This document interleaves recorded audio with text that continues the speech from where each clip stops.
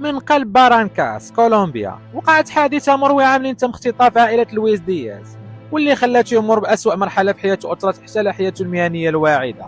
لويس دياز ماشي مجرد لاعب كرة القدم، أكثر من ذلك فهو رمز للصمود والقوة. ترعرع لويس دياز في مجتمع وايو الكولومبي، من بعد مشى النادي بارانكي اللي كيلعبوا في الدرجة الثانية، ومن ثم انتقل لصفوف أتلتيكو جونيور وبورتو وأخيرا ليفربول. رحلته الملحمية جلبت له إعجابا ودعما عالميا على الساحة الدولية، وما نساوش أنه ساهم في تحقيق كولومبيا المركز الثالث في كوبا أمريكا 2021، وهذا الشيء اللي خلاه يحقق جائزة الحذاء الذهبي.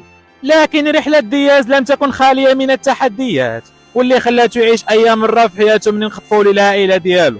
تم اختطاف والد نجم ليفربول من يد جماعة ثورية، وبالضبط نهار السبت منين كان هو والزوجة ديالو سيلينيس مارالوندا عند محطة البنزين في الولاية جواخيرة شمالية كولومبيا. بعد مرور 24 ساعة من اختطاف عائلة لويس دياز، تم إفراج عن مارالوندا زوجة أب لويس، لكن البحث موقفش عن والد دياز، واللي كانت كتداول الأخبار أنه في جواخيرة منطقة صحراوية قرب فنزويلا، واللي كتحسب من جماعات المسلحة اللي كتهرب السلع الممنوعة والكوكايين. وهذا الشيء اللي خلى مدير الشرطة الكولومبية في اتخاذ قرار أنهم يسدوا الغابات وجبال بيريخيا المحاذية لفنزويلا، لعل وعسى يوصلوا شي دليل على مكان والد دياز. واكثر من هذا الشيء ان الامن ديال كولومبيا قدر يرسل 200 عضو من ضمنهم قوات النخبه وجنود مختصين في الطيران. واكثر من هذا ان مديريه الامن كولومبيا قدمت مكافآت القدر ديال 48,000 دولار لاي مواطن يقدر يعطيهم معلومات عن اختطاف والد دياز.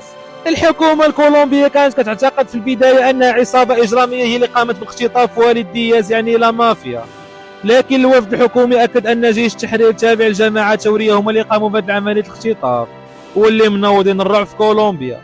ومن بعد خرج رئيس الجماعه الثوريه بواحد الخبر انه غيتم اطلاق سراح والد دياز في الايام القادمه بعد مرور ايام عن قضيه اختطاف والد دياز، الا وانه سجل هدف ضد نادي لوتو الانجليزي ورفع القميص ديالو وهو كاتب كلمات بالاسبانيه الحريه لابي.